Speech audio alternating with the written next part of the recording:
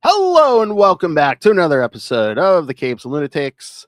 It's that time again. It's another Secret Wars 2 episode. It is the penultimate episode of Secret Wars 2. Take a drink, Lilith. That's right. I am Phil, and joining me to, try to keep us safe from the Beyonder and just chomping at the bit to get that Avengers issue. It is. Woohoo! Yes, the Avengers is the definite highlight of these issues for me. Yeah. I mean, I won't say you're here for the plot, but then the picture of the plot is Namor and Hercules wrestling.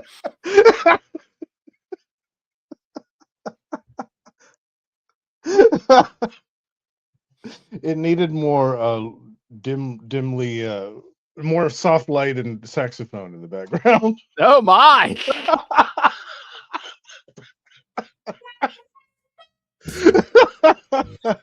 That's my only complaint. Oh my! Captain America didn't get shirtless. Oh my! Yeah, exactly. Yeah, he should have been breaking them up. He's like, "Get out of here, Monica Rambeau." All right, let's get into this because we got 6 issues of utter madness. Total madness. Shooter madness. Yeah. Shooterific. No. All right. So, of course, we'll start with the Secret Wars episode issue as always. Yeah, I remember seeing this ad as a little kid, and I was just like, why is Elvis tearing up the city?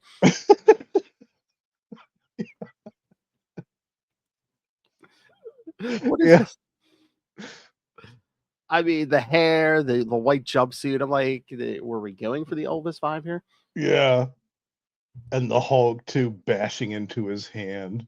Mm-hmm. Yeah. Really? Wait, Beyonder. We know how many women you've taken advantage of. Really? Wait. Okay.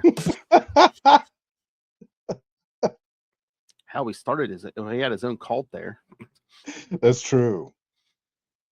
All right. Should have called it the White Event. Oh, hey. All right. So, all right. Get the synopsis here. All right. Secret Wars 2, number 8 from February 1986. Betrayal! Exclamation point.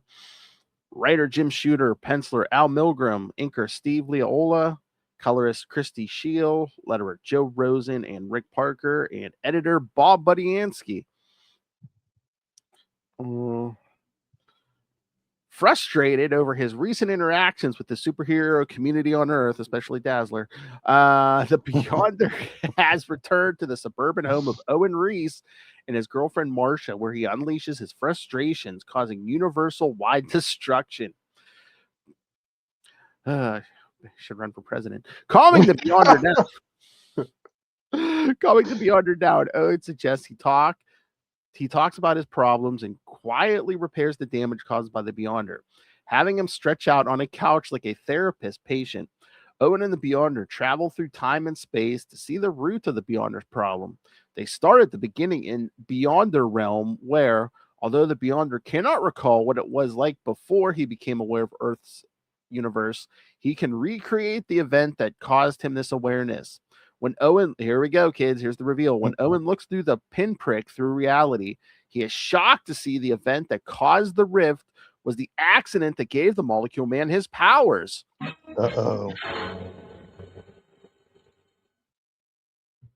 This shocks Owen, and he has no explanations to the Beyond. He has no explanations to the Beyonder when the one from beyond asks if Owen was responsible for creating him. Daddy.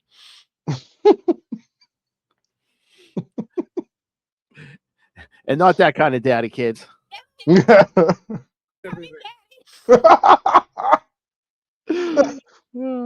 the best joke. Moving forward to the point in history where the Beyonder came to Earth and conquered it, the Beyonder explains that even ruling over everything did not provide him fulfillment. Even when he attempting to win the love of Dazzler, was met with disaster. When pushing the Beyonder to talk more about his lost love causes the Beyonder to become more irritable. When visiting the time that Doctor Strange put him on the path of enlightenment, scroll down, kids, angers the Beyonder as he now thinks it was a crock. He points to the time that he attempted to get those to find their true potential and his failed attempt to get Puma to realize his potential by slaying him. Returning back to Owen's apartment, this trip through the Beyonder's past has done little to change his mood. In fact, it has done worse, and he is ready to wipe out the entire multiverse so that there is nothing but him. Man, he's gone full dude, bro. I mean, yeah. That escalated quickly, didn't it? Remember when Dazzler was everything and he's ready to share his doesn't he throw out the line like, "Oh, what do I care about some blob of protoplasm?" Meaning Dazzler. Allison who?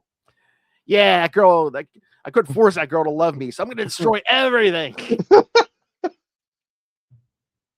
Oh, shooterific. Shooter, man. Yeah. Owen pleads with the Beyonder not to, but he just needs to try harder at finding his personal fulfillment. When Owen suggests the problem is the Beyonder's lack of mortality, the Beyonder decides to give all existence 24 hours to convince him not to destroy it and departs, leaving Owen and Marcia to wonder what to do. The Beyonder appears in San Francisco, where he uses his powers to get the most expensive room at the most prestigious hotel. Going out to a fine restaurant, he uses his powers to coerce the waitress into going home with him. Finding these excesses not enough, he decides that he should destroy things that he doesn't like and is about to destroy San Francisco with his powers when the girl he brought with him suggests that it's mortality that is the problem. God. So even post-nut clarity is doing nothing for the Beyonder. There's no hope. I used to calm him down. Now ain't no hope. He has sampled the finest superior puss the planet has to offer. There's nothing left for him to sample. Superior puss. He's got to go over to DC and try some of that fare out.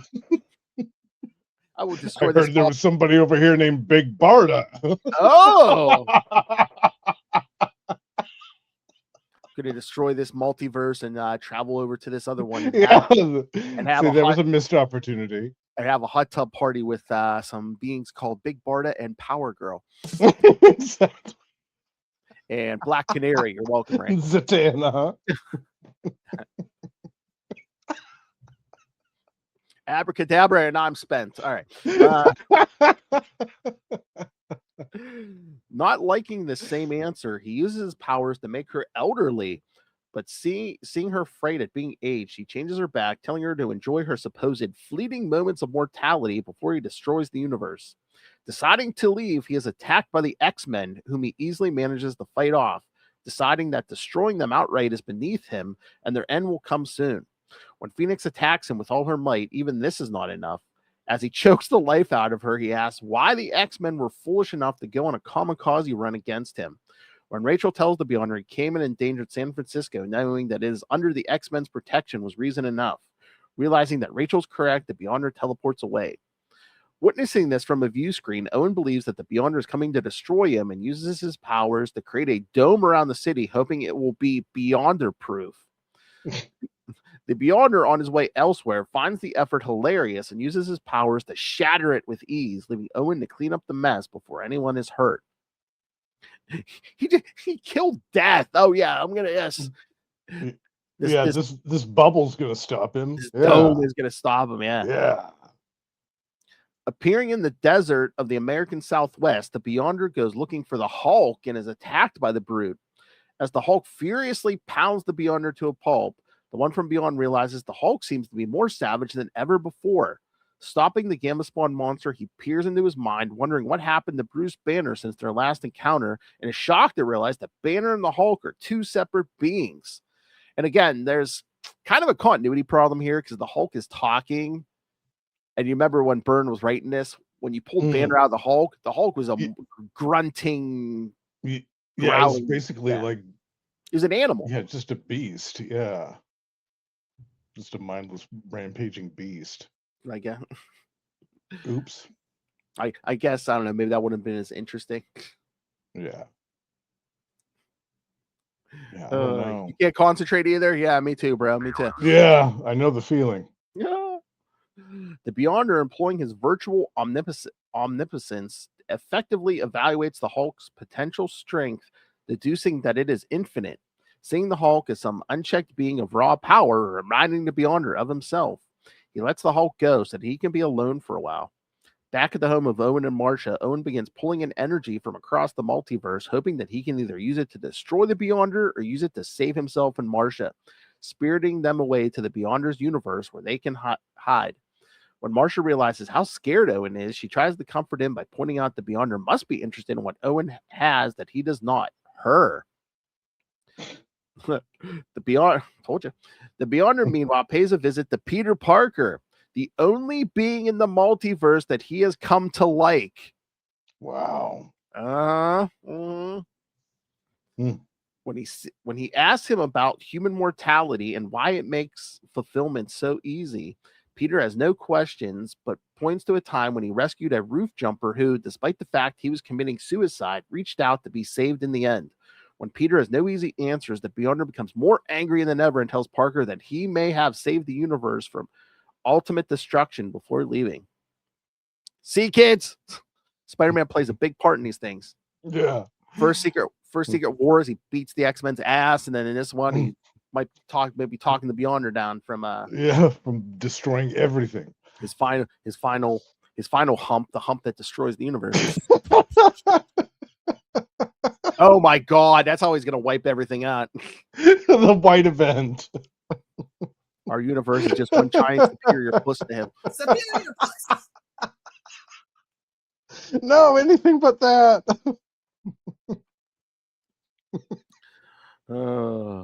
Outside, he is attacked by the New Mutants who were informed of his location by the X-Men.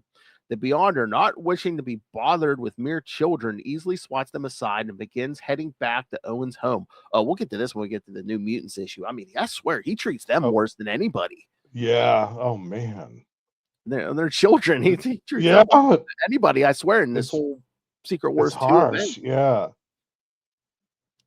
There, Owen is busy trying to pack up whatever he can, having decided to flee the multiverse. However, Marcia convinces Owen to stay and fight. Owen decides to do so, unaware that Marcia has come up with another plan should Owen fail to destroy the Beyonder. When the Beyonder arrives, he's about to tell Owen he has decided to spare existence when Owen attacks him. Seeing this as an unprovoked attack, and that Owen intended to try to destroy him all along, the Beyonder is about to destroy him. When Marcia gets on her knees, she begs for her life, telling the Beyonder that Owen means nothing to her and to destroy him and spare her. I'll ask your deed, no killing. She goes all Homelander, kids. Oh my God. Owen is completely shattered to hear this and collapses into a heap on the floor while the Beyonder kicks Marcia away in disgust. Ashamed at what she had to do, Marcia flees the scene, leaving the Beyonder to see how worthless Owen is without the love of his life with him. Watching this display, the Beyonder decides to maintain a temporary reprieve for the universe to once more give its total offering a last look before wiping it all out. Outside, Marcia flees to her car in tears, upset that she had to hurt the man she loves most in order to save the universe, and leaves the city in shame. Later, the Beyonder appears over the Rocky Mountains, more frustrated than ever. He's going to F them too. The Avengers, using a device created by the Black Knight, have tracked the Beyonder down in a Quinjet and confront him. However, the Beyonder attempts to blow them all away with an energy tornado. Shut up, Lilith. And all the Avengers, save Captain America, are caught up in it. Furious that the captain managed to jump away, the Beyonder grows in size and grabs the Star-Spangled Avenger, telling him that perhaps he can provide some insight on the human race, a race that is about to face extinction. All right, Justin, how would you thoughts on this totally sane issue? Oh man, this is a mess. I know. I had forgotten about this one, and all the weird stuff with the Molecule Man and Marsha, and just it's cringy. There's a lot of it in this issue that's super cringy. Oh yeah. Yeah. I mean, there's been some cringeworthy moments in this thing, but I mean, just it's getting cringier. We're getting full cringe here, folks. Yeah, I feel like this is padding. This whole issue is just padding. We're getting to 9. Yeah, we're getting to 9 issues. Yeah, it's almost like Jim Shooter didn't know what to do towards the end of this, and was just kind of throwing whatever at the wall, and it's seeing not what would stick to it. And it seems like we're doing a last Hail Mary run, try to get sales up, maybe, because I'm just like, yeah, we're not doing Raw, we're not doing Micronauts. Again, we're back to Spider-Man, we're back to X-Men, we're back to the Avengers. Yeah, the Hulk. Yeah. Yeah. Got all the X-Men right there on the cover. Fantastic Four. Yeah. Yeah, it's just this whole issue is weird to me. And I also had some problems with the art, which was weird. Like some of the times that we had close up of Molecule Man's face, I just remember thinking, damn, I know Al Milgram's capable of better than this. This must have been a rush job or something. That's what I was something. gonna say. I wonder if there's time constraints on it. Yeah. Yeah, or the inker skipped those panels or something. I don't know, but it just looked off. It didn't look like Al Milgram to me. It looked shabby. Yeah, it seemed like there was something to it. Yeah. Yeah. So I don't know, man. I don't know how I would rate this issue. Like in the 9 issue limited series, like I would probably put this one towards the bottom. This one wasn't great. Yeah. Because the Beyonder in his anger, he's like I said, he's a dude, bro. Now he's a narcissist. I can't all over the place. I can't find fulfillment. So he's not saying he's destroying the universe. He's saying he's going to destroy the multiverse. So everything. He's going to destroy every Marvel reality. You know. Yeah. Just because he can. Yeah. And I get it from the aspect of, he's this omnipotent being who's basically like an infant with the powers of and I get it. He's having a temper tantrum whenever he's going to destroy his newfound toy or something. But I don't know. It's just the way that it's portrayed here is weird. It's very strange. Yeah, and I mean, I don't know. I just feel like sometimes Shooter makes it. He's too powerful. It's like he's like he's either going to stop himself or outwit himself. It's like nothing can stop him. We've already seen the Eternity and all of them. They can't stop him either. So it's like Galactus. Yeah, it's crazy. And that's the thing. Like when we talked about the beginning of this series, like that's the problem the series has is when you have a main character that's this powerful that can basically do anything. Yeah, that's an enormous limiting factor on the types of stories that you can do. Yeah, that's like stories like I was thinking about this today. It's like you do like a truly cosmic story. You need to be a damn good writer because it's like. Something like this. I mean, you make the Beyonder too powerful. It's like, okay, I know how this is going to end. He's going to decide to stop himself, or something like that. He's not. You show nothing in this universe can stop him. Right. I was thinking about it today. I was like, I wish that in an alternate universe, we had been given a Secret Wars 2 that was written by Jim Starlin. Could you imagine that? Holy shit, it would be incredible. Oh my God. Mark Grunwald. Oh yeah, that too, definitely. Although I could see him doing Secret Wars 1, and then Starlin doing Secret Wars 2 because it seems like more his. But I just wonder with like Secret Wars 2, if you get Grunwald, like with his encyclopedic knowledge of the Marvel universe. Oh yeah, true. This time he would probably. Yeah. This would be like their Crisis on Infinite Earths. He would hit every character who's appeared in a Marvel comic at this point. Yeah. And then we could get the artist to do a splash page of all of them.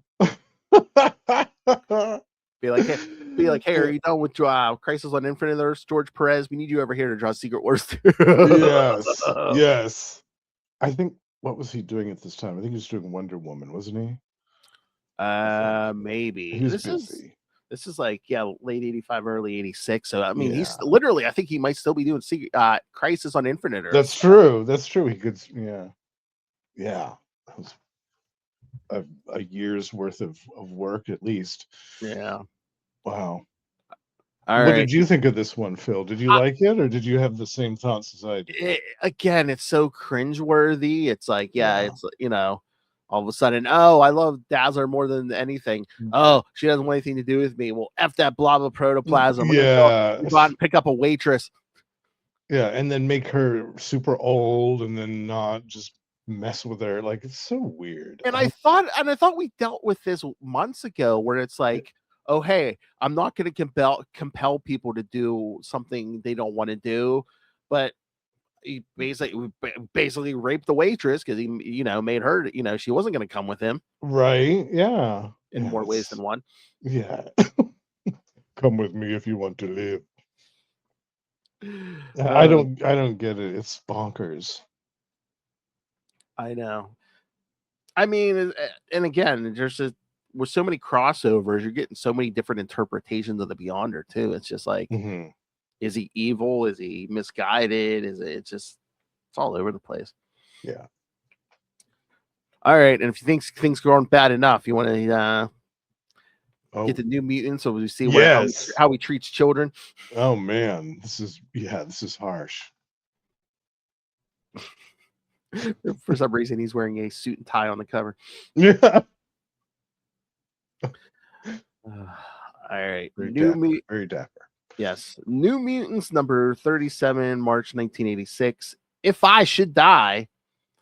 Writer Chris Claremont. And again, between here and Uncanny X-Men, I swear Claremont's been writing the Beyonder. Like, he's pretty much complete evil. Yeah. Definite antagonist. I don't know if that's just his take on the Beyonder, or if Claremont's like angry that he has to do a Secret Wars 2 crossover. Could be a little of both. Writer Chris Claremont, penciler Mary Wilshire, inker Bill Sienkiewicz, colorist Glennis Oliver, letterers Tom Wojciechowski and Lois Bahalis, and editor Ann Nocenti.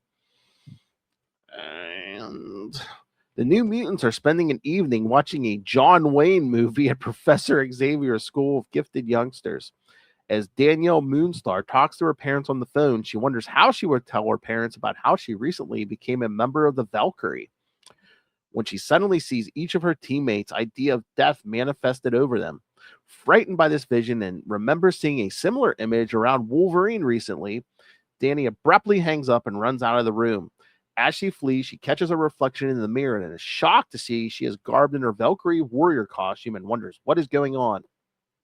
She wonders if it's the product of her powers or her greatest fears. Her fears are confirmed when the image of Hela appears before her and reaches out, causing Danny to flee out of the barn where she keeps Brightwind stabled. Flying into the air, she's about to flee her friends when suddenly she is visited by a vision of her father, Black Eagle.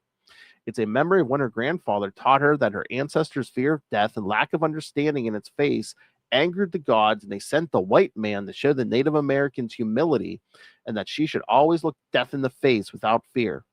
Taking heed of this advice, Danny goes back to the mansion when Cannonball catches up with her and asks her what's wrong.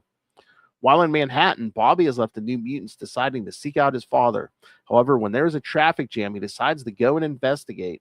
Seeing that a construction crane had fallen over, pinning a woman underneath, threatening to crush her, Bobby decides to help as Sunspot, hoping his strength is enough to save the woman.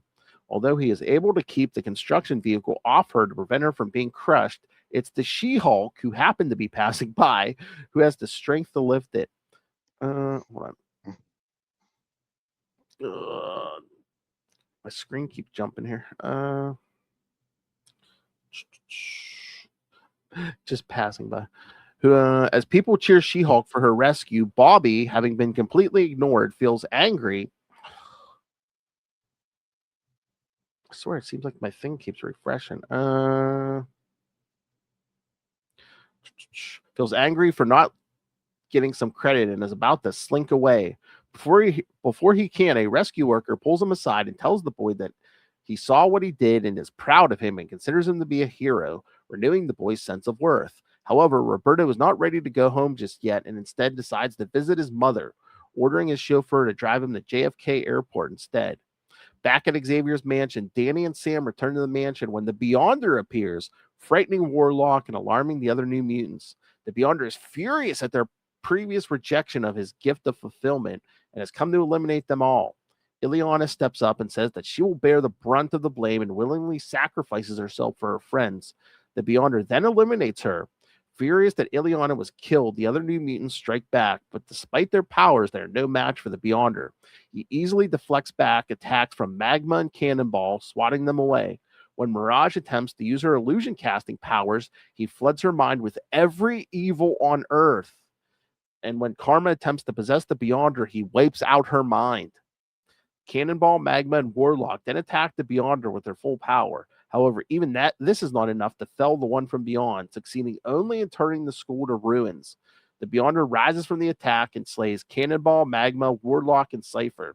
Giving up, Wolfsbane begins to pray to her god for forgiveness before the Beyonder slays her as well. Mirage is unable to convince the Beyonder to spare them, and so Danny decides to face death, proclaiming that she is a proud member of the Cheyenne people before crumbling to dust while riding Brightwind into the sky. With the New Mutants all dead, the Beyonder goes a step further, eliminating the ruins of Xavier's school and erasing all memory of their existence from the minds of everyone on Earth. The end. Crazy. I know. Quite a dramatic shift in tone, wasn't it? Yeah, I mean, again, it's like he not only killed these kids, because that last page, it's like, oh, their families forget who they are. Sunspot forgets who they are. He basically wiped them out of existence completely. Kills them all. Oh yeah, we'll see some of the repercussions of that in the X-Men. But yeah, I mean, yeah, he kills them all, even the ones that are attacking him. Wolfsbane doesn't even attack it. I mean, he still kills her and wipes her from existence. Yeah. I forgot that Warlock. I hadn't read this issue before, so I forgot when Warlock could grow gigantic like that and turn into this big giant like juggernaut of a tank and try to attack the Beyonder. I love that part. But again, it's like it's the drama of it. There's no drama to this because it's like, the New Mutants are going to fail. It's like the cosmic forces of the universe cannot beat the Beyonder. A pack of mutant children are going to beat them? No. Yeah. There's not a single one of them that has enough power to, like, at least with the X-Men, you've got Rachel with the Phoenix who can do something against him. Maybe, but again, it's like shooters build him up to be so powerful. It's like, you're like, okay, no one can beat him. Yeah. It's basically him taking especially this month, it's basically him taking a tour of the Marvel Universe and massacring his way through it. Right. Yeah, this issue was weird. I wasn't really sure what to make of this one. It was dark.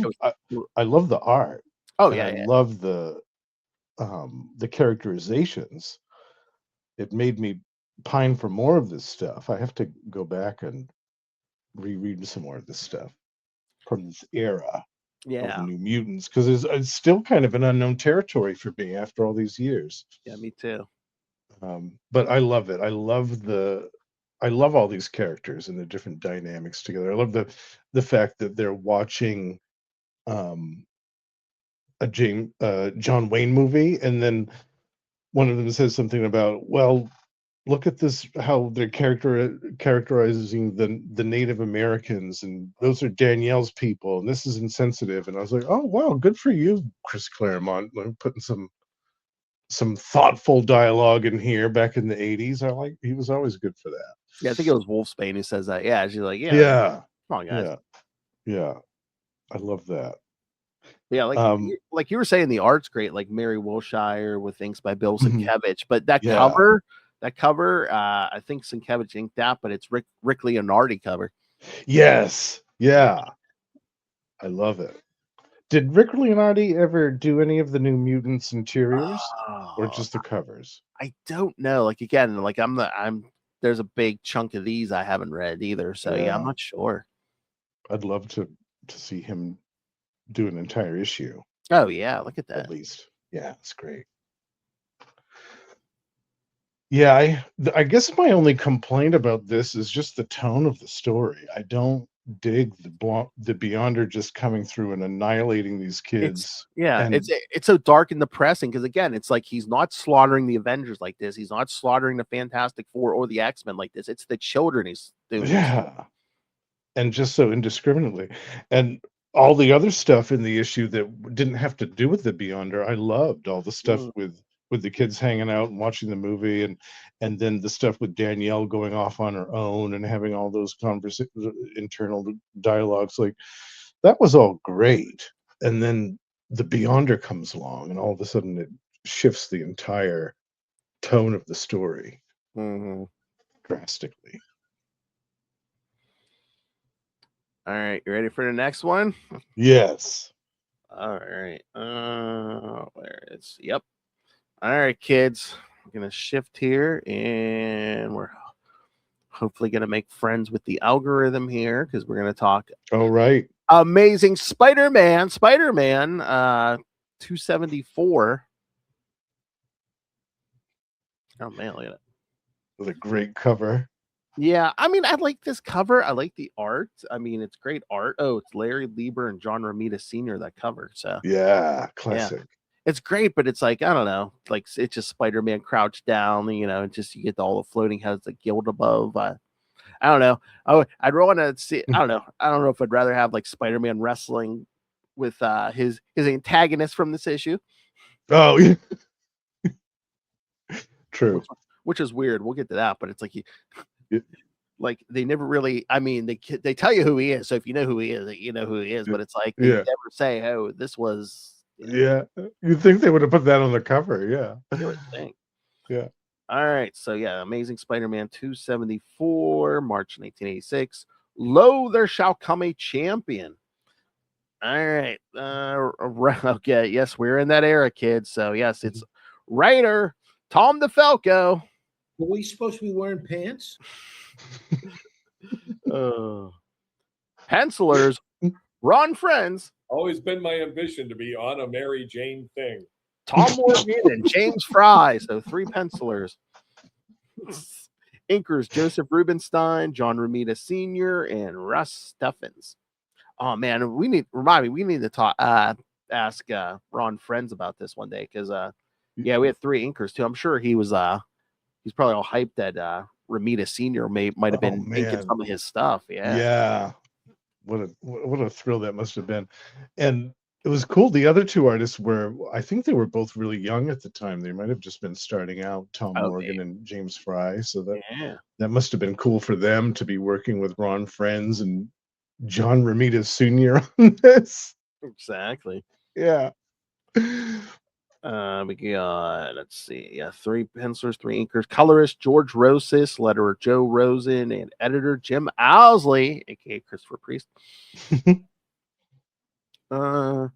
Following his failed attempt at eliminating the Beyonder, Thomas Fireheart returns to his tribe oh man, this is, I mean, besides the weird crap going on, this is the episode for you, Justin. The Puma, we're going to be getting Namor here soon. Yes. Jeez. They saved the best for last.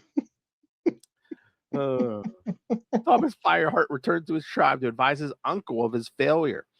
When his uncle tells him that he suspected that Puma would fail, he hopes that if their agent of death could not stop the Beyonder, then perhaps an agent of light could instead. This is such a weird issue of Spider-Man. I mean, this is not what you're getting usually in the Spider-Man. Many trillions of miles into space, the Beyonder floats in the void, considering if he should destroy all existence or not. Consider, the little things like, should I destroy all existence? I don't know. I'll think about it some more. Yeah, I don't know. I'll take a nap and then I'll think about it. Considering how he failed to find fulfillment, his rage causes upheaval across the cosmos. When a legion of alien races attack the Beyonder, their most powerful weapon has no effect on him. In anger, the one from beyond not only eradicates his attackers from existence, he also destroys their homeworlds and the worlds of every race that ever interacted with them. As a final touch to his punishment, he erases all memory of these wiped out races from existence as well. So they got the New Mutants treatment. So in the Marvel universe, we had a bunch more alien races, but the Beyonder destroys them and wipes all memory of them from the universe. I feel like that's a plot that needs to return. Yeah. One of the lost planets comes back. Oh, yeah. Yeah. Bring us the Beyonder. We can't. In his hellish netherworld, Mephisto watches over this and becomes angry that the Beyonder has snuffed out so many billions of lives and every soul was denied to him. With the Beyonder's consideration to destroy the universe approaching, Mephisto begins plotting to find a way to stop him, as the destruction of all that is will end his existence as well. As he plots, he is suddenly visited by the Beyonder himself, who detected his thoughts and came to start his destruction by wiping out Mephisto's realm. Another way of like how the hell we're going to stop the Beyonder. He can read people's thoughts at a whim. So, yeah. Mephisto, however, begins discussing the Beyonder's origins and history, how he came to Earth, and the cosmic powers that be could not stop him. However, Doctor Strange sent him on the path to enlightenment. However, after the Puma failed to destroy him and the Molecule Man's betrayal, he has come to the conclusion that existence must be wiped out. However, Mephisto appeals to the Beyonder, telling him that there must be some who are worth living that he has met on his travels. When the Beyonder admits that he has met a few, Mephisto makes a wager with him, pitting one of these beings against one of his own forces of evil to grant the multiverse a reprieve. The Beyonder agrees to this wager, but on his own terms. He decides that if Mephisto's champion of good wins, he will let everything continue to exist for another 24 hours. He then selects Spider-Man as Mephisto's champion and selects the demon Zarathos as his, promising Zarathos, if he succeeds, he will be free from Mephisto's imprisonment until he destroys the universe. After the Beyonder dispatches Zarathos to Earth, the two begin monitoring the contest from a screen created by the Beyonder. I love Mephisto's like, who shall be my champion? Thor, Silver Surfer? And Beyonder's like, now you get Spider-Man. It's like, what? Be lucky it wasn't Daredevil. Oh my god. Yeah, there's gotta be somebody worse. Iron Fist. Oh! Burn. Speedball. Burn. Squirrel Girl. Oh.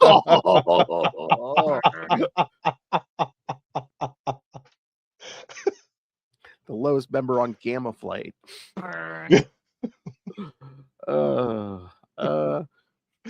Okay, who can I get to battle Zarathos? I'll give you Hawkeye. Right.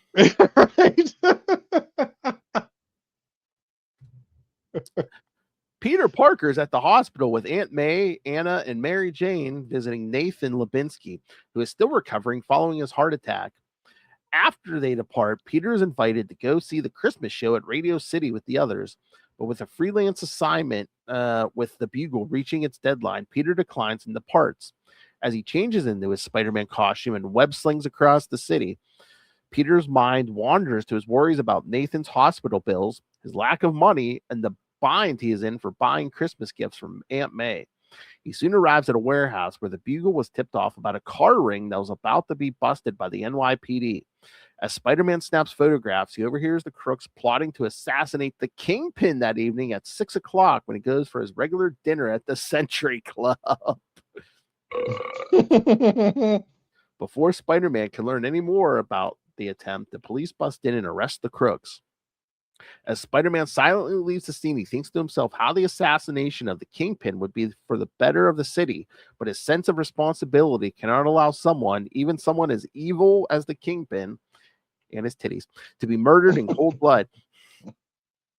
As the wall crawler swings away, he is suddenly confronted by the visage of Zarathos, who envelops him in a cloud of brimstone, causing him to drop down to the rooftops. As Spider-Man regains his bearings, his spider sense goes off, and he is shocked to see that he is being attacked by his old foe, the Green Goblin. The minute I said Green Goblin, I just heard Russell in my head. It's me, the Green Goblin! Yeah, you gotta get a drop of that. Yes. That. Yeah. Yes, I'm talking of Spider-Man. I need that. Yes. Yeah. You can slather up my Cobra. Wild like an animal. Where's the Joker? Thinking it an imposter, Spider-Man is even more shocked when he manages to unmask the Goblin and sees that it is Norman Osborn. Unable to believe that Osborn is still alive, which is so funny because 10 years after this, yes, Norman will make his big return. Right. Yeah, just give it a few years. Yeah. Unable to believe that Osborn is still alive, Spidey struggles with his attacker until the Goblin crashes into the side of a building. Jumping to safety, Spider-Man is disoriented by the attack and wonders if what happened was real and decides to go home and rest before dropping his photos off at the Bugle and then investigating the potential assassination of the Kingpin. As Spider-Man heads for home, Mephisto becomes worried that Spider-Man is already beginning to doubt himself and begins marshaling his powers in order to cheat so that Spider-Man wins.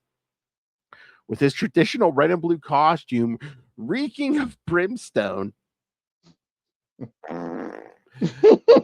Peter puts his black costume on under his civvies and goes to sleep. As he rests, he has a dream that he is visited by his parents who express their disappointment that Peter has dropped out of college. When Peter tries to talk sense into his parents, they turn into demonic figures and blast him with hellfire. Peter wakes up and goes to the bathroom. He feels ill and sees that he has strange boils growing on his face. Mephisto begins to feel angry that the Beyonder is gloating over the current state of the contest. As Mephisto continues to plot some cheat, that's what it says, plot some cheat. One of his slaves notices that he is what he's up to and decides to rally the others, deciding that oblivion is better than being forever tormented by Mephisto.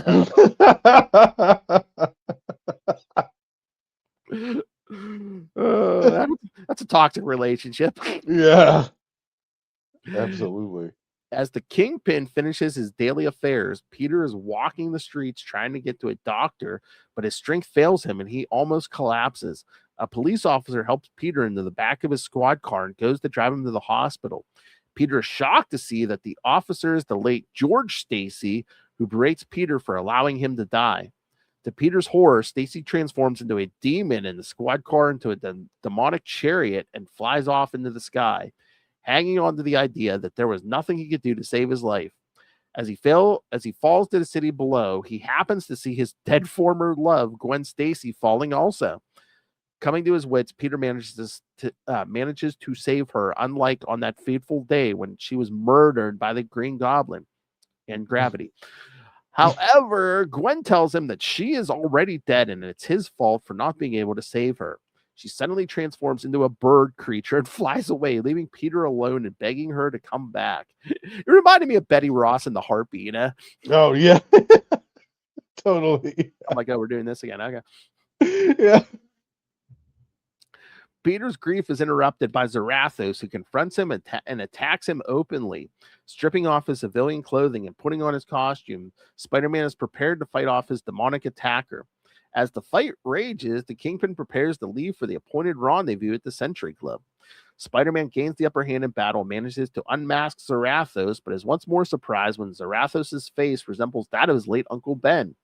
Ben blasts Peter with hellfire and begins demanding that he toss away his morality, his sense of responsibility, and start thinking only of himself. Despite the pain and flooding him with images of all those who have suffered as a result of his career as Spider-Man, Peter does not relent and refuses to give in. Thinking Spider-Man is about to fail, Mephisto is about to use his powers to help him when he is attacked by his minions, forcing him to use his power to fight them off instead. The Beyonder remarks that he knew of Mephisto's plot all along and refused to act. Fighting off the hellfire, Spider-Man then attacks Zarathos, banishing him away with a single punch. As the 6 o'clock hour tolls near, Spider-Man gathers his strength and manages to prevent the Kingpin from being shot by a rooftop sniper. When the police arrive on the roof, Spider-Man escapes, angry that the Kingpin will never know. Stupid. Damn free website. Come on. Yeah, he's angry. He's angry. Kingpin will never know or care if he did that he had saved his life. As he heads to the Daily Bugle to drop off his pictures, he wonders if maybe he should revisit his morals and values. With the contest over, the Beyonder tells Mephisto that he has won a 24-hour reprieve for all existence. The Beyonder departs, telling Mephisto that he will give the multiverse some consideration, but warns the Lord of Lies to enjoy it while it lasts, as he will likely to destroy everything. So yeah, kids, Spider-Man was able to triumph, even though, you know, the Beyonder is all powerful. I'd forgotten that Zarathos was in this. Yes. Spoilers, yeah. At the end of that Ghost Rider series, he's separated from Johnny, and yes, he's in prison in that soul crystal that winds up with Mephisto. Yeah, and I don't think I was trying to remember any other time that he appeared between this and the 90s when the Ghost Rider stuff happened. Yeah, I can't think of any other. I don't remember. Example. Yeah. I know Johnny shows up in a random issue of New Defenders, but he's basically just passing through. But yeah, just a cameo. Yeah. But I was just surprised because I was like, no mention of, oh, hey, Zarathos was bonded to Johnny Blaze and they were the Ghost Rider. Yeah, I was surprised there wasn't a little like one panel thing or like an editor's note or whatever. Yeah. I'm like, if you know, you know, but if you don't, I mean, say you know nothing of the Ghost Rider, you might just think Tom DeFalco conjured Zarathos out of thin air. Right. Yeah, it's a brand new character. Yeah. I wonder too how many years had it been since that series had ended, the Ghost Rider? Oh, let me see. Yeah. And again, I mean, this is the 80s, so I don't think they reprinted that series at this point. No. Like, I know they started reprinting some of that original Ghost Rider stuff, like when the 90s series started. Yes. Yeah, at this point, they hadn't. I don't think they. Yeah. After they saw how popular Blaze was becoming when he had that Hellfire shotgun. Yes. And the new Ghost Rider, at the time, the 90s one. Ghost Rider 81, the cover date was June 83. So almost 3 years. Okay, yeah. Yeah. So he was still in the comic book readers still would remember him. Yeah, if you're a comic fan, you probably Yeah. Yeah, it was an interesting choice for antagonist in this. I loved it. Yeah, that'd be something to ask Tom DeFalco. I'd be like, why Zarathos? I mean, cool. It's a great choice. I like Zarathos, but I'm just like, yeah, what? Wonder why you chose Zarathos. It's cool. But yeah, I'd say so far. I mean, we're like halfway through. This is my favorite issue so far. Yeah, this was great, and the art was great too. Obviously, yes. Two classic artists and two newer artists, and it all looks consistent and all looks good. Because you always have that worry when you have multiple like pencilers and multiple inkers, like something's going to go awry. And no, I mean, for 3 pencilers and 3 inkers, this issue came out pretty damn good. It looks good. It looks really good. All right, ready for the next one? I know you're waiting for it. Oh yes, you know it. All right, kids. No, it's not one of Justin's wet dreams. Yes, no. Avengers 265. The Rage. With Hercules and Namor on the cover there. Yeah. And a blonde biscuit, Steve Rogers. Indeed. Oh my. I mean, he's not blonde anymore, but the Beyonder does have Captain America's body. That's oh my God. That's what he tells all those helpless women. I could do this all day.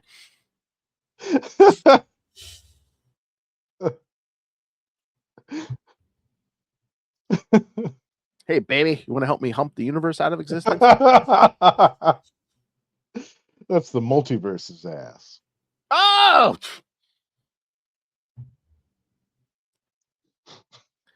Oh my Lord. I mean, you really want to get dark. He, grabs a couple women and he's like, you know what? As long as you can keep me satisfied, the universe keeps going. Yeah, right. Uh-oh.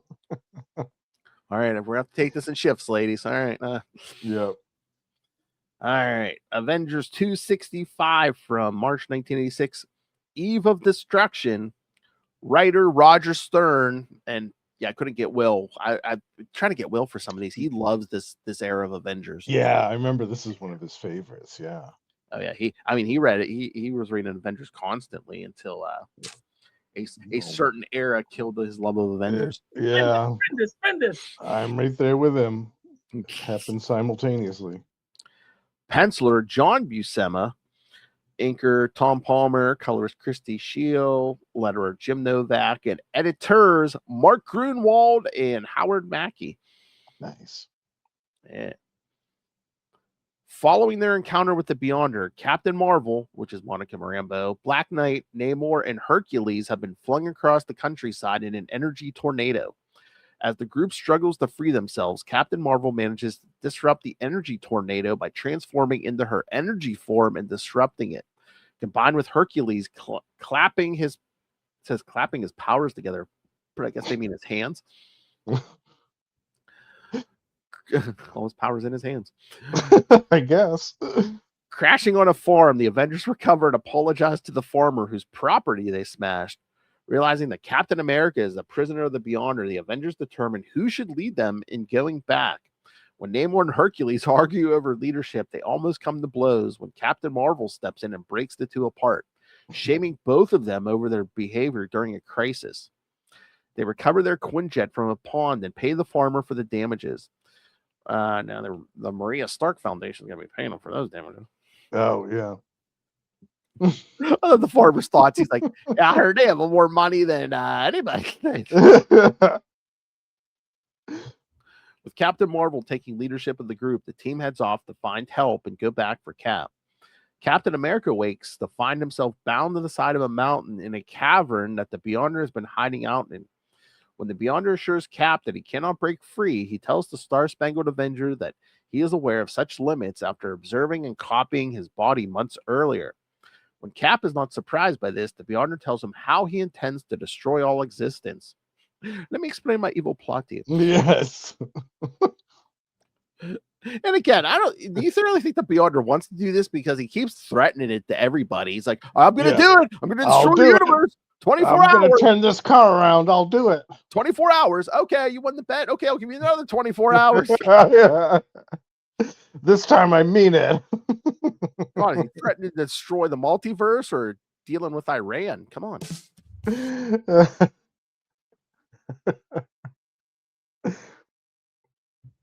Oh, Beyonder. More like Baco. Meanwhile, the Avengers have been unable to find their teammate, the Wasp, and their calls to the Fantastic Four and X-Men have gone unanswered.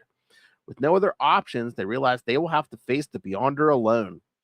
Using the tracking device created by the Black Knight, they trace the Beyonder back to the Rocky Mountains and make a plan for their coming conflict. Hercules likens their challenge by relating to how he slew the giant Antaeus in ancient Greece when he realized the villain's power stemmed from his connection to the earth. As they plan, Namor begins that surrendering to the Beyonder may be their only real option. And Justin's only option is to surrender to Namor. That's right. Back at the Beyonder's hideout, the Beyonder has seemingly fallen asleep. God. Oh no. Cap uses this as his chance to break free and manages to force his hands free from his shackles by squeezing them out of his gloves. Free, he wonders that the Beyonder sleeping could create danger, much like Dr. Doom did when he briefly stole the Beyonder's powers on Battle World. Scroll down to the original Secret Wars, kids. Yes. He dives at the Beyonder, attempting to knock him out, but the Beyonder has staged everything to see how Captain America could escape and easily immobilizes him in a stasis field. The furious Beyonder points out that even the ideal man's solution to dealing with him comes with attacks. That was crazy too. He's like, I could literally leave you in that stasis field for eternity. And I might. Just because I can. Yeah. Soon he is visit. All right. Speaking of Justin's dreams, soon he's visited by Namor, who comes seeking an audience. When the Beyonder invites him into his hideout, the former king of Atlantis bows to him and surrenders, seeking an alliance due to the fact that he has no love for the surface people. Scanning Namor's mind, the Beyonder sees that this is true and invites the Submariner as his ally. As he leads Namor to another part of the cavern, the other Avengers burst in. This all turns out to have been a trick in order to save Captain America. However, the Beyonder has seen through this and tosses the immobilized Namor at Captain America, freeing them all. When the Beyonder threatens to destroy the universe, Hercules calls him out as not worthy of being a god at all, but a pretender. Furious, the Beyonder unleashes his full fury by becoming an embodied head and pounding them with a powerful wind. Oh, he's getting nasty now. When Captain Marvel attempts to attack him in her energy form, he redirects her at her Avengers comrades, knocking them all out save Hercules. As the demigod attempts to regain his foot, the giant-sized Beyonder crushes him under his hand and warns the Avengers that he is the incarnation of power itself and he will destroy the universe. When Captain America tries to reason with him, get him to keep on trying to find fulfillment, the Beyonder angrily turns Captain America to stone. He then begins battling the other Avengers with rocks. And when he sees that they continue to struggle, even in the face of impossible odds, he takes them all out with a single blast. With the Avengers unconscious at his feet, the Beyonder considers killing them, but opts not to, deciding that instead of eliminating a mere 6 beings, he can wipe out the entire multiverse. And this time he means it. I'm going to do it. I'm going to do it. This time he really means it. He's serious. Don't tell me. Captain Marvel, you interested? No? Okay, we're just put him over there. What about the Wasp? Is she here? She's small. I can't see her. She interested? Ladies, you too can find out what's under this jumpsuit. I know the Wasp has a costume that looks like Dazzler's in her outfit. I know she does. It has to. All right. So, what did you think, Justin? I mean, if you peel your eyes off Namor, what did you think? Well, yeah, I love the Namor stuff, especially when he was bowing down to the Beyonder. I was like, oh, I got to cut and paste those panels for later on. Photoshop yourself, right? Yeah, but here we have another different characterization of the Beyonder. Here he's kind of almost like supervillain mode. Yes. And trashing the Avengers single-handedly throughout the course of this issue. He's got this red jumpsuit on, he looks like a supervillain, and he's acting like a supervillain. Yeah, a lot of these issues, he's acting like a supervillain. The Spider-Man issue, he's basically, let's do a human experiment. Yeah. Yeah, and he toys with them. He's like, I could read Namor's mind. I knew that this was subterfuge. You are fools. And just whatever they do or say to him, he just lashes out at them with impunity. So yeah, it's like he's losing his marbles as these issues are progressing. I was just waiting for, Namor's mind ain't that deep. I can read his mind in an instant. Superior puss. Exactly. He was waiting to get back to Marina. Oh yeah. Tell me, humans, what is superior invisible puss?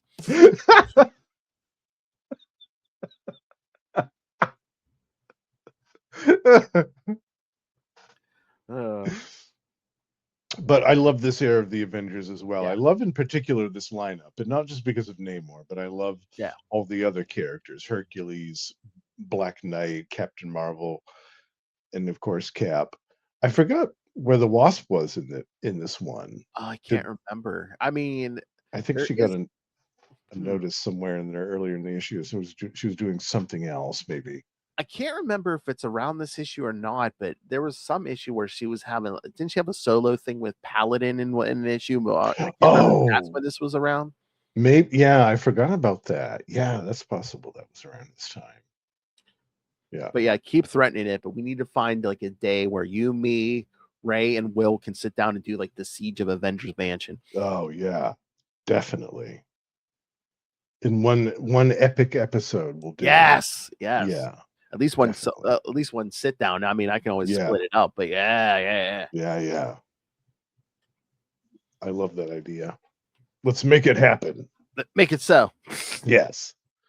And of course, I love the art. I mean, this is also one of my favorite writer-artist combinations of all time.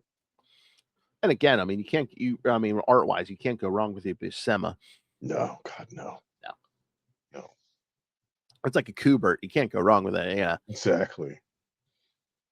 Yeah. All right. I know you're staring at the upper right corner, but should we get to the next one? we can move on. I have my panels of Namor for later. Yeah, we're fine. Look at him marching that back.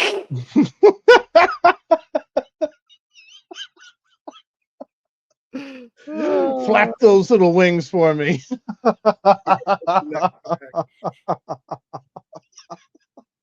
at that. Oh my God. Oh, that's naughty. All right. I thought the Fantastic Four came next, but according to this list, the X-Men issue it does. Oh, really? Okay. Yeah. So maybe we'll save Fantastic Four for last, because that's fine. Yeah. Again, that's again, it's burned. So yeah, as if things weren't trippy enough. All right, so Uncanny X-Men 203 from March 1986. Crossroads. Again, we're back to Chris Claremont, writer, penciler John Romita Jr., inker Al Williamson, colorist Glennis Oliver, letterer Tom Orzalski, and editor Ann Nocenti. Yeah, I can't remember if it was all at his time on Daredevil or some of it, but I know some of it at least. John Romita Jr., when he was penciling Ann Nocenti stuff, I think Al Williamson was doing some of the inks. Yeah. Oh, yeah. I like their inks together. Yeah. Great combination. Yeah. Being in San Francisco again becomes a painful reminder to Rogue of what happened the last time she was in the area. Namely, she had absorbed the memories and powers of Miss Marvel, aka Carol Danvers, crippling her superhero career on Earth. On Earth. Binary. As she stands on the Golden Gate Bridge, the site of the battle, Rogue realizes the repercussions of what she had done that day. She now struggles to balance her own memories with those of Carol Danvers, and it is almost like there are two women living inside her head. Tearfully, she realizes that no matter how much good, she will never be able to make up for what she did those months ago. She returns to the home of Detective Jessica Drew. Mm-hmm. And stay tuned for September, kids. We're gonna have a Jessica Drew episode because it's gonna be Jessica Drew's anniversary. Nice. Formerly Spider-Woman and an ally of the X-Men, who's been putting the team up since their arrival in San Francisco. When she arrives, she finds Kitty meditating outside. Kitty reveals that half of Magic's armor and her soul sword has been transferred over to her. Rogue, surprisingly, does not remember Illyana at all and claims that Colossus had never had a sister to begin with. Oh, man. He thought Colossus was mad during the first Secret Wars. Can you imagine once he realizes, oh, hey, you made me forget I had a sister? Yeah, you wiped my sister from creation, from everything. Kitty explains that the Beyonder had not only killed Illyana and the New Mutants, but wiped them out of existence. And the only reason she can remember is due to the mystic link between her and Illyana. Thank God somebody remembers. Can you imagine if like Secret Wars 2 ends and like no one remembers the New Mutants and they just like never get brought back? They're like, oh, we'll move on to something else. Man, people really have anger at Secret Wars 2. They're like, man, I think those New Mutants could have become something. But that was my favorite comic book and they ruined it. 37, it just ends with them getting wiped from existence. Wait a minute, I had a subscription. Damn it, now I'm getting two of the same issue of Uncanny X-Men every month. What the hell? Yeah, they wouldn't have done that because they had to have at least 2 or 3 X-Men books. Oh yeah, once New Mutants came out, I don't think we've ever gone back to one X book. No. Let's see. Phoenix appears to Kitty, who cannot fathom how to stop someone as powerful as the Beyonder. She offers both Rogue and Shadowcat a solution: destroying the entire universe to end the Beyonder once and for all.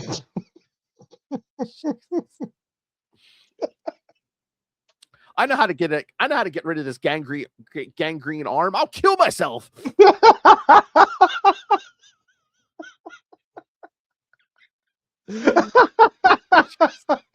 Oh, Claremont. Think he was think he got in the shooter's stash and was smoking something. Some good stuff going around in the bullpen back in those days.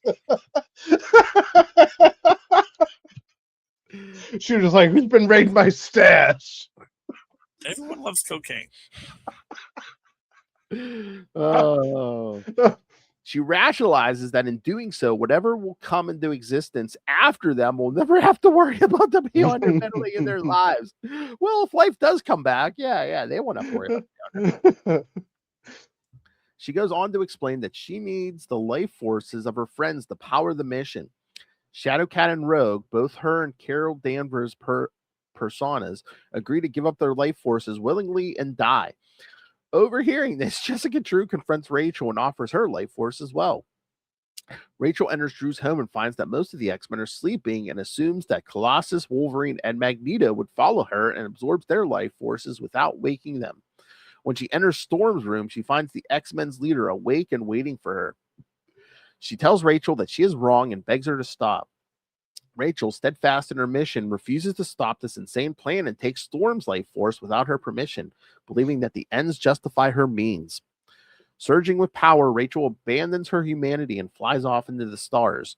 Witnessing the Phoenix leave the Earth troubles the Watcher, who believes that history might repeat itself with Rachel Summers as it did with Jean Grey. In space, Rachel comes across the crippled Starjammer and establishes a link with Professor X. Learning what she intends to do, the professor begs her to stop as well. However, Rachel will not listen and absorbs the life force of Xavier and the entire crew of the Starjammer. She then travels to the world where the Emkron crystal is kept and easily defeats its defender, Jave. Entering the crystal, she is confronted by the souls of those whose life forces she took. She reveals to them that she intends to unleash the neutron universe being contained within the crystal in order to wipe out all existence and create a universe devoid of the Beyonder. Storm attempts to appeal to her one more time, but Rachel refuses to give in. However, once she connects with the Emkron crystal, she is linked with every living being in existence and realizes all the lives that would be snuffed out of existence.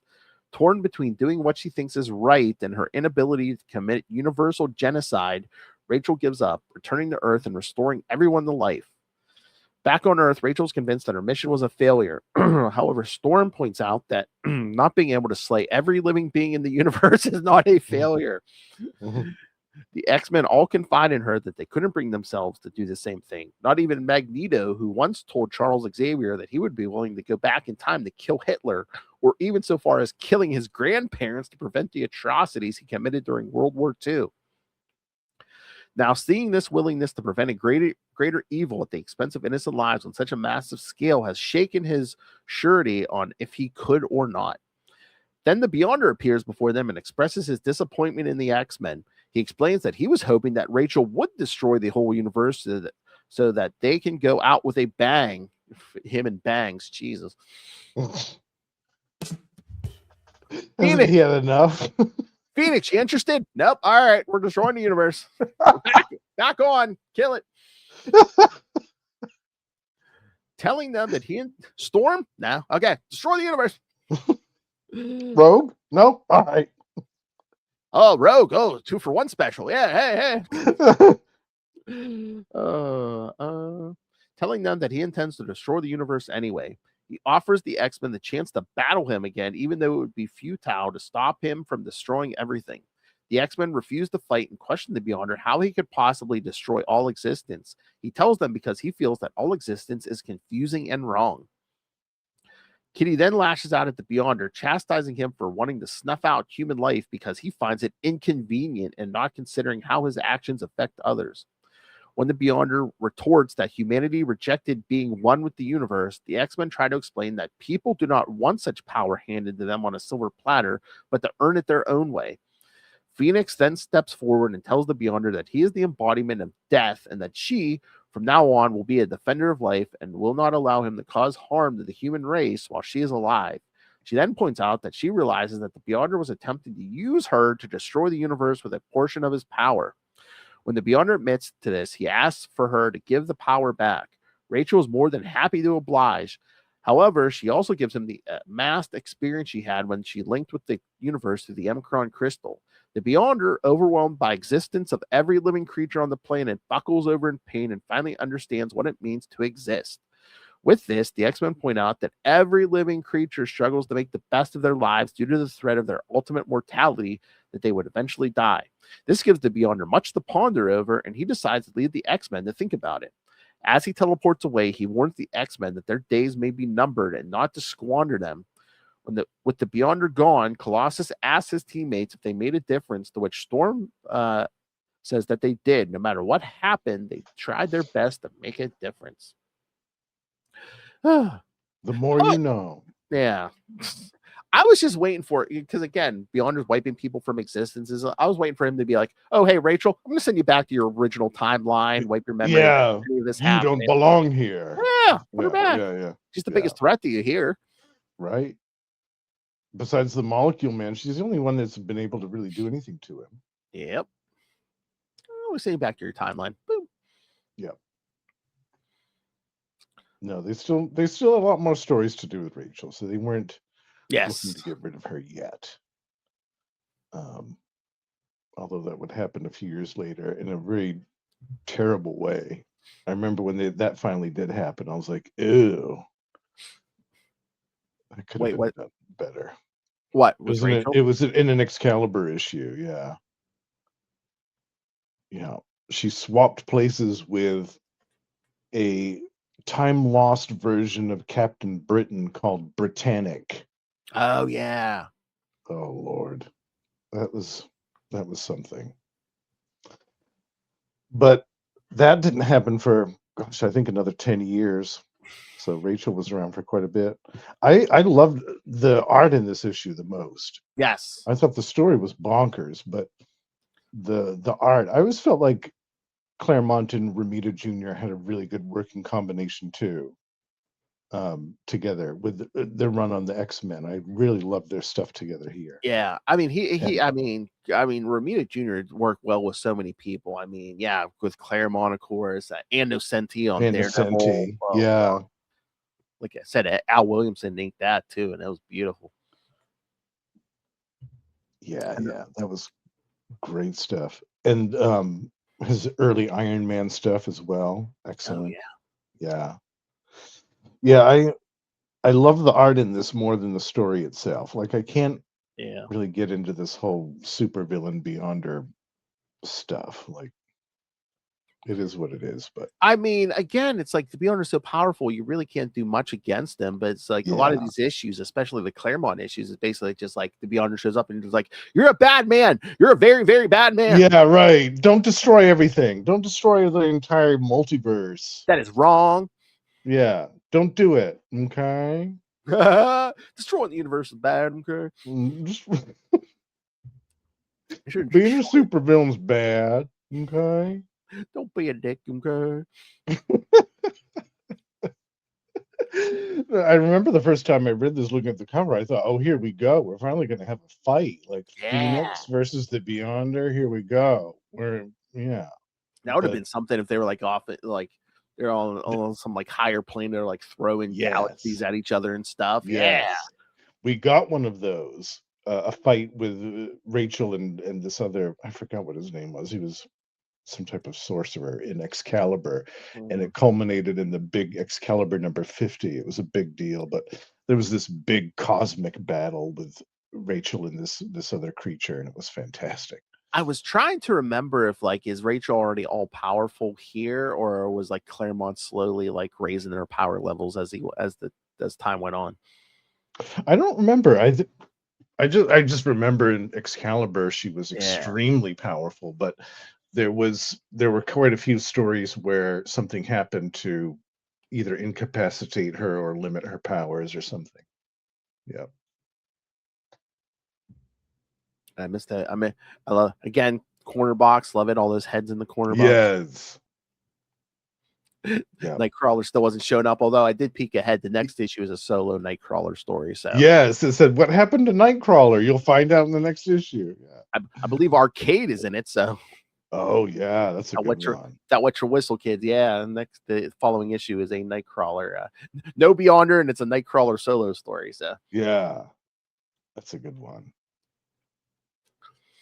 Oh my God, did you watch X-Men 97 today? I haven't yet. No, I'm gonna do that tomorrow. I'm excited though. I believe it might be the penultimate episode. There's either one left or two left, but oh yeah, wait till you get to the end of that one. You're gonna be like, nice. Oh, this is what we're doing at the end. Okay. Oh, I love it. Yeah, I've been loving this season the most so far. Oh, it's so good. Yeah.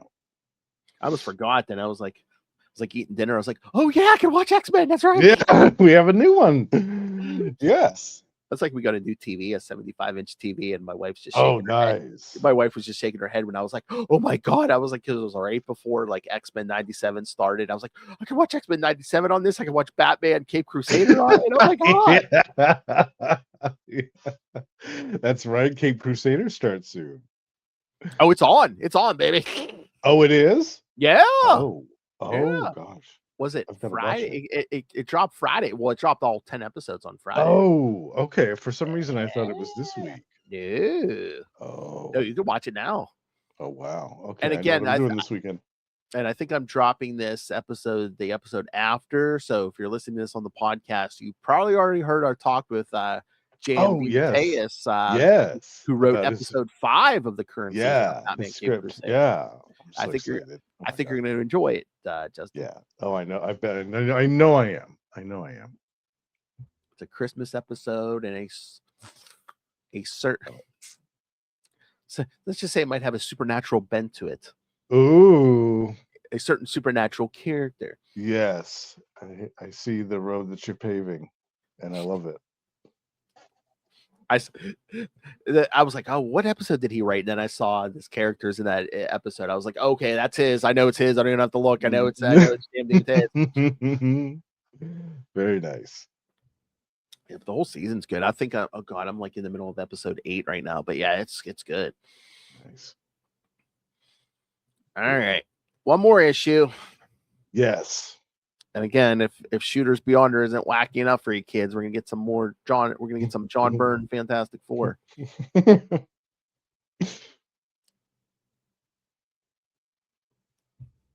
God, just what I need to see on my cover. Beyonder ass. That's the multiverse's ass. Oh hey, I mean, yeah. There you go, Justin, an unobstructed view of a copy of Captain America's ass. There you go. Yeah. Very nice. All right, Fantastic Four 288 from March 1986, full circle. Oh yeah. Somebody slacking. He only wrote and penciled this issue. John Byrne, inker Joe Sinott. Colorist Glennis Oliver, letterer John Workman, and editor Mike Carlin. Tracking, and again, this is kind of continued from the previous issue, but they kind of give you the recap as you read this issue. Tracking his sister Sue's distress signal to the Latvian embassy, the Human Torch easily fights his way past the robots that guard the building. Smashing his way through the front doors, Johnny makes short work of the other guards and almost blasts an old lady named Sarah. Oops. Sarah explains that she came to the embassy. It says with her daughter, but that's not her. I'm sorry, that's like her neighbor, Peggy MacArthur.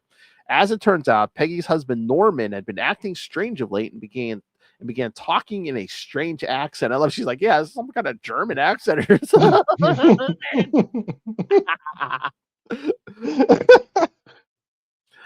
Making Peggy a prisoner in their own home. Norman fashioned a costume based on that of the old Fantastic Four villain, the Invincible Man, and went into the city to attack the Fantastic Four. When Sarah and Peggy saw news footage of Norman's battle, they came to the Latvian embassy where they saw Norman fighting the Invisible Woman. Not wishing to see her husband hurt, Peggy then struck Sue over the head, knocking her out.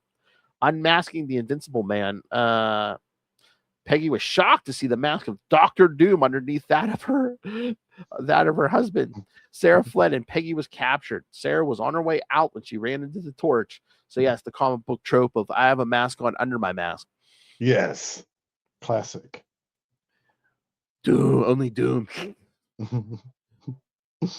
Telling the elderly woman to find safety, Johnny rushes off to find his sister and finds Reed, She-Hulk, and the Wasp instead and helps them fight more Doombots.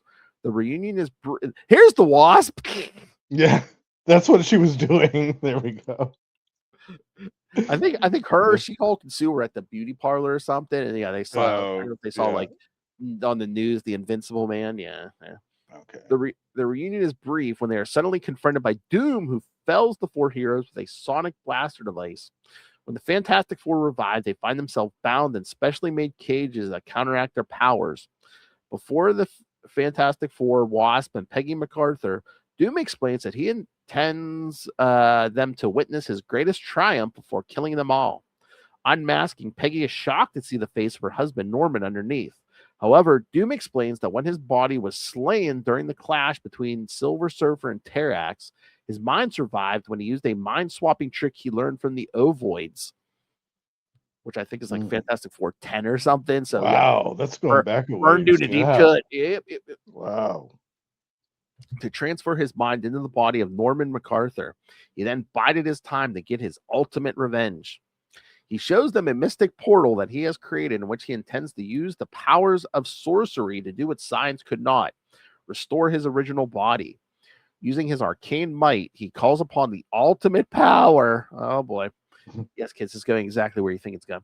And much to the surprise of those gathered, succeeds in summoning the Beyonder.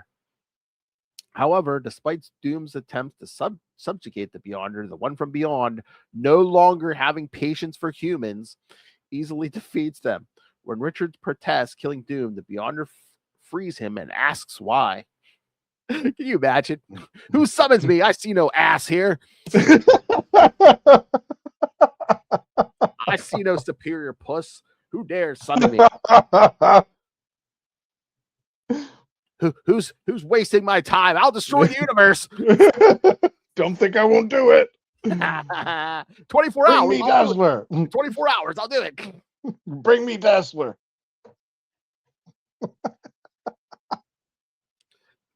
She can change him.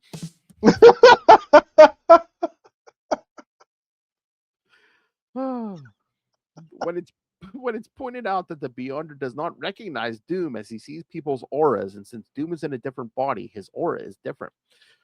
Richards theorizes that Doom acted as though he never met the Beyonder before and acted as though he was clashing with She-Hulk for the first time as well.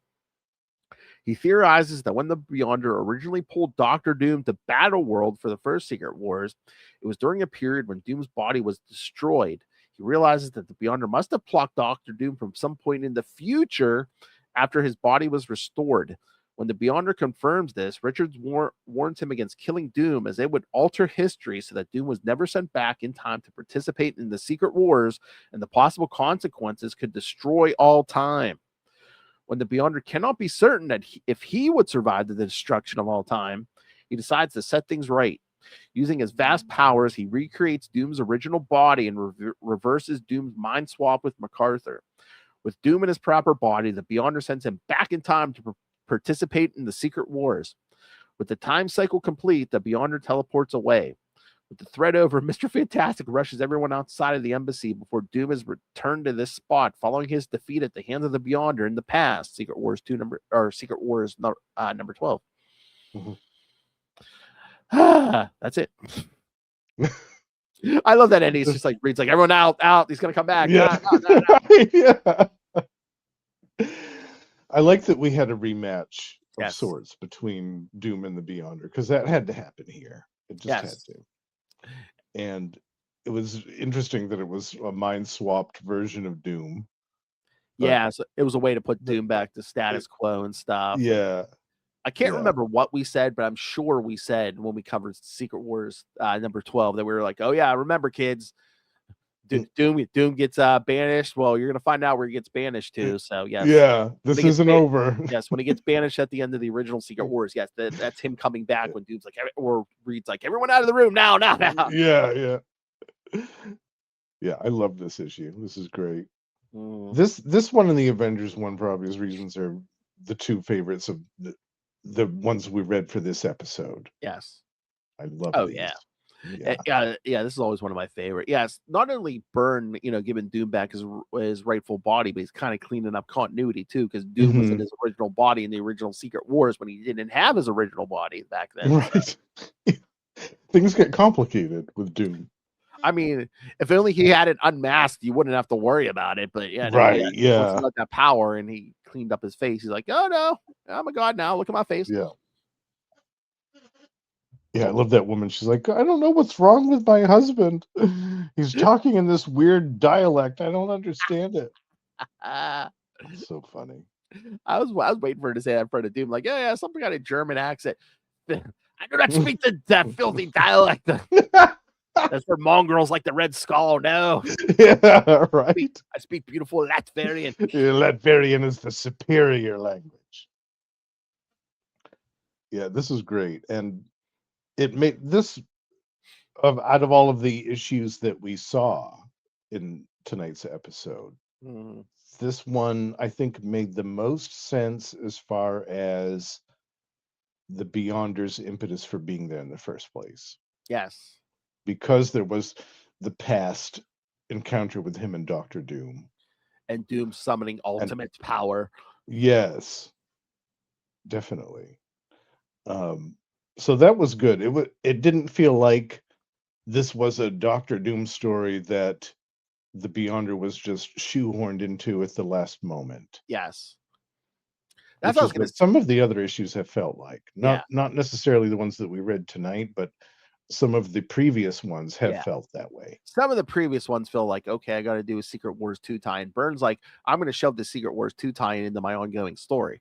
Yeah, I'm going to weave it in there somehow. And he was smart to have this rematch take place here. Yes. And when you think about it, would Doom have had a chance at defeating the Beyond? Well, I mean, he stole his power though, in the first Secret Wars, but it's like he basically pulled him to the embassy here with his sorcery. So that would have been an interesting way to defeat the Beyonder. Like, he can defeat, death and eternity and all that, but it's like maybe the one thing he doesn't understand is magic. The supernatural, because when he was a universe, maybe his universe didn't have magic or the supernatural. Right. That's true. And he did have conversations with Mephisto in the Hellscape. Yes. So, although, I mean, if that were the case, though, Doctor Strange could have probably bitch slapped him and saved us the second half. That's true. Yeah, I do. Yeah, there was only that one issue of Doctor Strange with Secret Wars 2, right? Yeah. Yeah, most of the books only got like one swipe. That's what I'm saying. Spider-Man got multiple takes. The X-Men, Fantastic Four, Avengers. Yeah. They knew where to advertise. Yes. Yeah. Smart. And again, like I said, some of this didn't make sense. It didn't make sense. It's like, okay, what are we gonna do with the Beyonder and Daredevil? What are Yeah. Right. Yeah. Power Man and Iron Fist. Yeah. Or a power pack. Or hey, how about a ROM? How about a ROM issue where ROM didn't even show up? Right? Yeah. It's just Rick Jones and Brandy Clark for the whole thing. That is so funny. It's like, hey, ROM couldn't even be bothered to show up in his own book. Secret Wars 2, to hell with it. Secret Wars 2, F that. I'm sitting this one out. I'm trying to keep this book from being canned. My book from being canceled. Oh, too late. Any Secret Wars crap. Yeah. So funny. Yes. But yeah, no, I mean, was this the only issue we got this month where the Beyonder wasn't like, I'm going to destroy the universe? I'm telling you.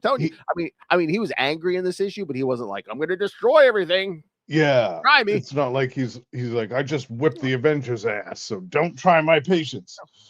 He basically just shows up and he's like, "Who summon? Who dares has the balls to summon me?" Mm-hmm. Oh, Doom again. Okay. Oh, you. I remember this jerk. Although at first, I mean, I don't think he recognizes them because like he even reads like, "Don't you recognize the armor?" And he's like, "No, I don't pay attention to that stuff." He's like, I see his aura, I don't recognize it." And then Reed's like, "Look deeper," and he's like, "Oh, you."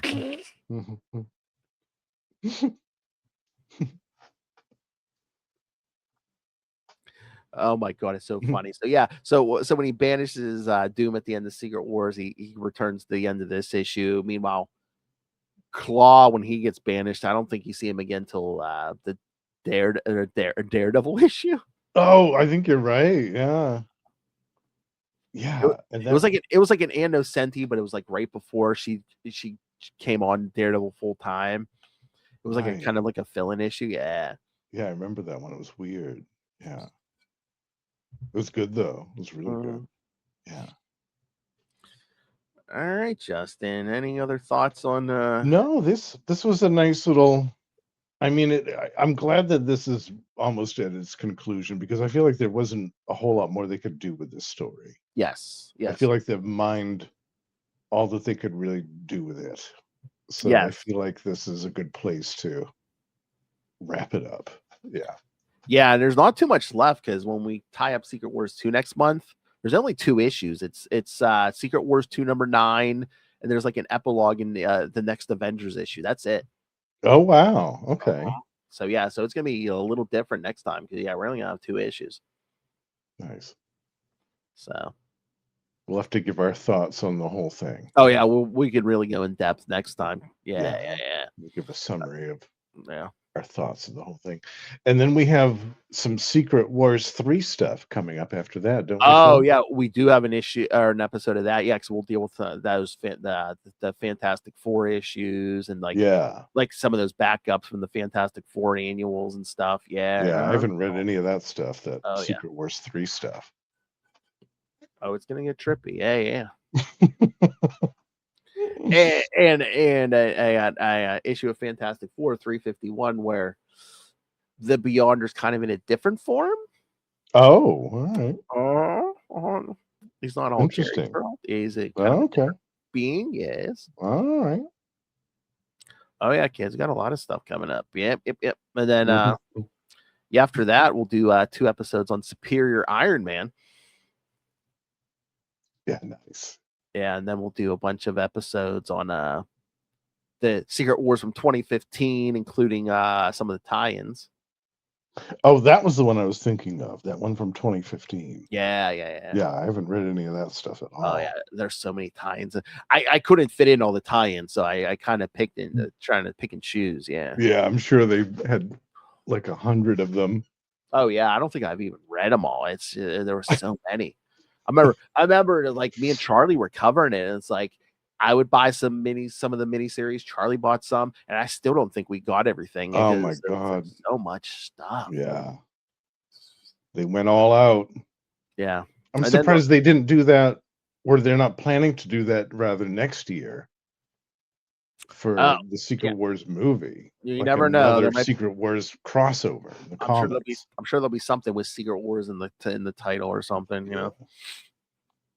Oh my god! Wars, this time it's personal. I wonder if they're going to do something in the comics. Is like I think that Secret Wars movie is going to kind of do it like a soft reboot of the MCU. Like they're going to change stuff they don't they want to change, and some of the older actors are going to get recast and stuff. So God, I wonder if the comics are going to do something similar. Yeah, probably. But yeah, the last 2 episodes, when we get closer to Avengers Secret Wars movie, we'll cover Infamous Iron Man.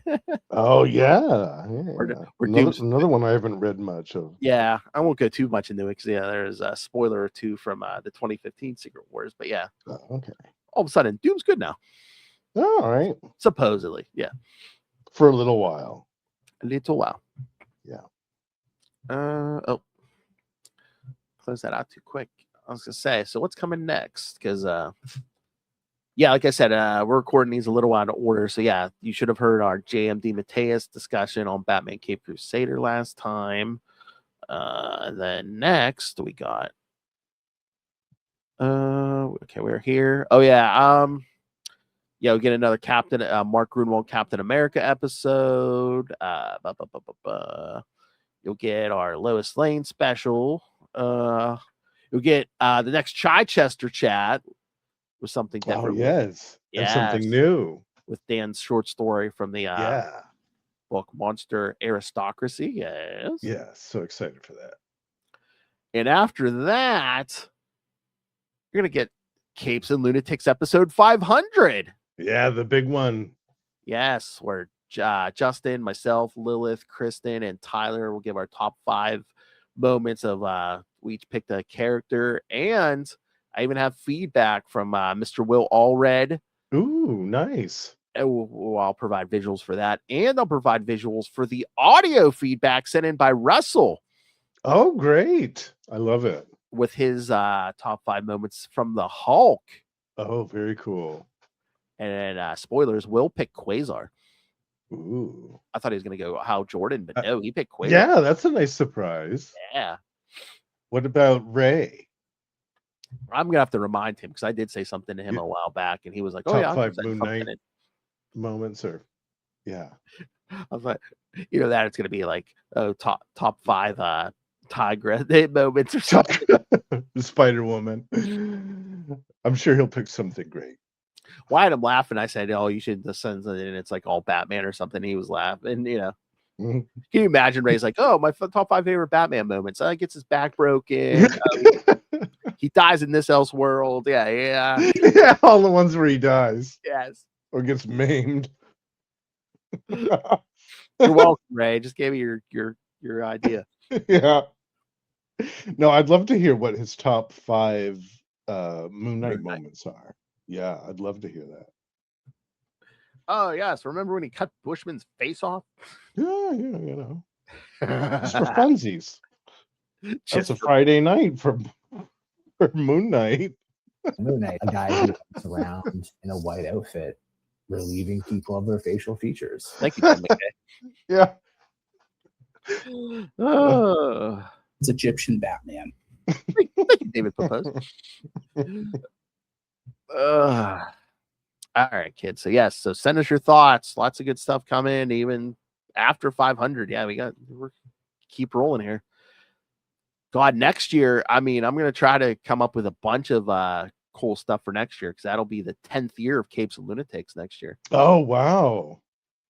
Yep. Yeah, that'll be. We'll have to do some big ones, some big special events. Maybe some specials. Like I was thinking, like do like a Marvel Tales special. Yeah. For all the old Salty shows. and Petty. Yes. Yes. Lilith, we're doing another Spider Cast. Yeah. We Are the Night, the Batman podcast. Yeah, you're welcome, Ray. All right. So send us your feedback. Yeah, send us what you want to hear and see. Email us capesandlunatics@gmail.com or call the voicemail 614-382-2737. That's 614-38-CAPES. And again, you can follow us on all social media. So check us out everywhere you get your social media. Help support us by buying merch at TeePublic and Spring. And again, just the Lilith Hellfire method, just rain the money on us through the Cash App link. We need the money. Gimme. Do it. Artificial lovers do not grow in trees. Lilith needs your money. Tap them away downtown. And of course, the Patreon, where again, not only do you get at least one exclusive uncensored episode a month, you get early access to all of these episodes. Like this episode, you could have gotten early. And you can, again, the best thing for your money, like I said, you can suggest topics for us to discuss, as Ray has been doing. Thank you, Ray. And so that means it is the only safe legal way to tell Lilith Hellfire what to do. Shut up, Phil. Oh. It's coarse. It's rough. It gets everywhere. Not the Patreon, though. You love the Patreon. Yeah, so go subscribe to the Patreon. Go to patreon.com/CapesandLunatics. All right.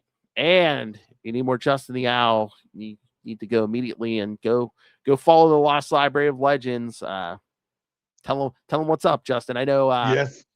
A Shadow episode just went up. So yes, I just put up a new episode of The Weeds of Crime, the Shadow in Comics, and then later this week I'll be putting up a new episode of Maxima Magnificence, the Maxima podcast, guest starring none other than the Podfather Phil himself, as we discuss Maxima's return in the epic Panic in the Sky. Woohoo! Yeah. Yeah. Which we recorded a while ago.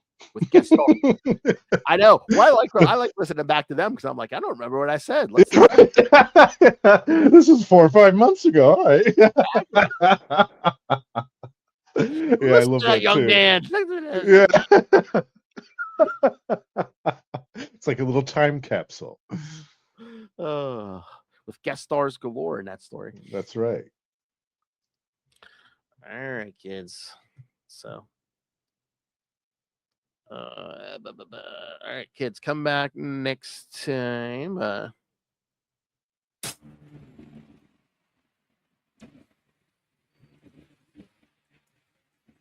Again, next month, Secret Wars 2 comes to a conclusion.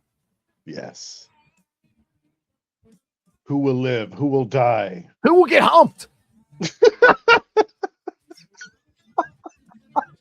Well, for another episode, we have been your Capes episode Lunatics.